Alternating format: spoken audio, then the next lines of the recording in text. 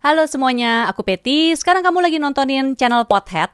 Di sini aku suka ngetes alat-alat untuk podcasting dan juga home recording. Jadi kalau kamu suka topik-topik kayak gini, jangan lupa subscribe channel YouTube Pothead. Terus follow juga di Instagram @pothead.id. Di video kali ini aku mau ngebahas alat rekam yang khusus ditujukan untuk para podcaster nih. Namanya Zoom PodTrack P4. Jadi buat yang belum tahu, PodTrack ini tuh portable audio recorder yang juga bisa berfungsi sebagai audio interface.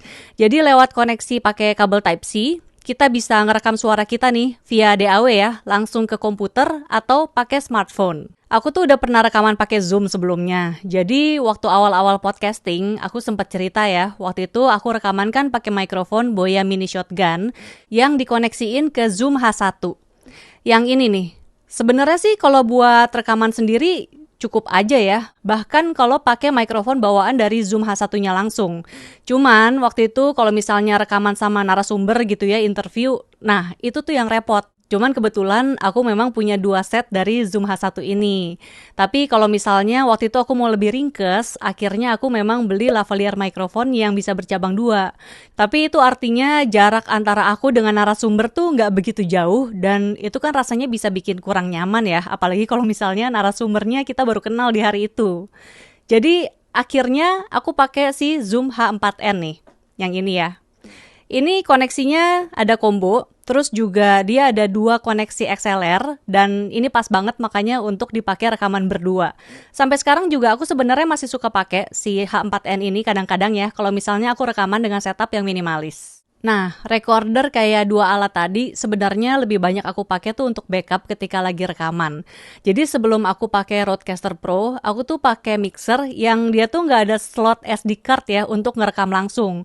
Makanya waktu itu settingnya adalah dari mixer aku koneksi ini ke si H4n misalnya ke sini, kemudian aku nyalain si H4n-nya untuk ngerekam suaranya juga. Jadi seenggaknya ada backup audio mentah lah gitu.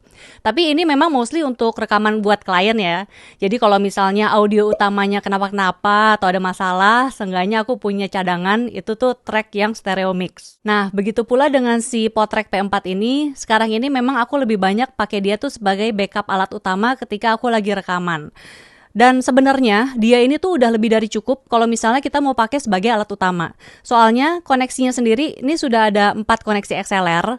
Walaupun memang aku menyayangkan juga ya kenapa koneksinya tuh cuma XLR. Kalau di H4n ini kan koneksinya combo. Tapi memang ini juga tentu dengan alasan karena Zoom-nya sendiri bilang kalau PodTrack P4 ini ditujukan untuk para podcaster ya. Jadi ya kalau misalnya podcaster pakai mikrofon, itu kan mikrofonnya koneksinya udah pasti XLR.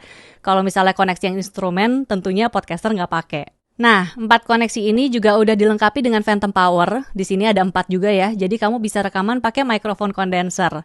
Terus untuk knob gain-nya ada di bagian atas ini. Ini ada 4 juga untuk masing-masing mikrofon dan bisa diatur sampai 70 dB. Jadi sebenarnya ini tuh udah lebih dari cukup untuk mengakomodir mikrofon yang boros daya kayak si Shure SM7B ini. Kemudian di sini juga ada tombol mute nih untuk tiap mikrofon. Terus di bagian bawah sini juga ada output untuk headphone ya, ada 4 juga. Jadi memang ini tuh udah pas banget untuk rekaman podcast, apalagi kalau misalnya ramean gitu ya. Paling sih kalau mau kamu tambahin aja beli kabel extension yang 3,5 mili yang agak panjang gitu ya. Biar kalau misalnya kamu rekaman ramean, itu tuh tetap nyaman walaupun posisinya agak berjauhan. Terus di sini juga ada soundpad buat isi jingle atau efek suara ya. Walaupun sampai sekarang sih aku nggak pernah pakai sih bagian soundpad ini. Dan aku lihat-lihat juga kayaknya banyak content creator yang akhirnya jarang deh pakai bagian soundpad ini. Kalau aku sendiri memang lebih banyak untuk ngisi efek atau jingle itu di Post Pro. Nah, di sisi kirinya ini ada slot untuk SD card. Jadi di sini bisa ngerekam sampai 10 track audio terpisah. Jadi ada 4 untuk channel input, kemudian 4 untuk soundpad, sama 2 track stereo mix. Kapasitas SD card-nya sendiri itu tuh 32 GB untuk yang SDHC atau 512 GB untuk yang SDXC. PodTrack ini tuh ngerekam di 16 bit sama 44,1 kHz ya. Sekali lagi ini pertimbangannya memang untuk podcasting audio. Jadi kalau misalnya kamu ada kebutuhan video, bisa jadi ada alat lain sih yang ngerekam dengan sample rate itu 48 kHz. Nah, ini masih yang di sebelah kiri, jadi ada dua koneksi Type-C. Yang pertama itu DC5V, ini kalau misalnya kita mau koneksiin dia langsung ke sumber listrik atau misalnya ke power bank. Terus yang sebelahnya, kalau kita mau koneksiin dia ke komputer dan kita pakai dia sebagai audio interface. Terus di sebelah kanan, ini ada tombol power. Kemudian di sebelahnya itu ada BTA2 Bluetooth receiver untuk kita koneksi wireless ke mikrofon. Ini fungsinya untuk kita rekaman jarak jauh ya. Tapi kalau misalnya kita nggak mau pakai adaptor ini, sebenarnya kita bisa colokin kabel TRRS, terus kita pakai yang channel input nomor 3. Nah, kalau misalnya kita mau rekaman jarak jauhnya itu pakai komputer, kita bisa pakai yang channel input nomor 4. Tapi jangan lupa juga untuk nyalain USB mix minus nanti ya, supaya kita bisa dengerin suara narsum dan narsum juga bisa dengerin suara kita. Nanti suara narsum itu akan kerekam di track 3 atau track 4. Kalau di bagian belakang, ini ada slot untuk baterai A2 ya. Jadi kita bisa nyalain si Potrek P4 ini juga pakai baterai A2, jumlahnya ada 2 di sini.